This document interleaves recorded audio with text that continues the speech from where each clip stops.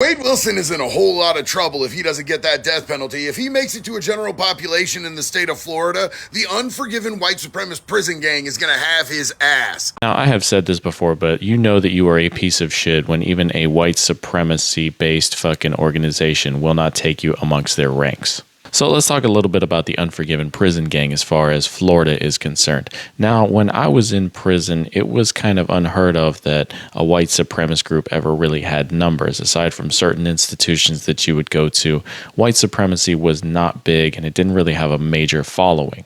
It was not until many years after I got out of prison that I began hearing like horror stories from people who had gotten out years after me about the Unforgiven and some of the acts that they committed. And at some point in time, I guess they made up their minds that they needed to take action or die out or continue to suffer within the prison system.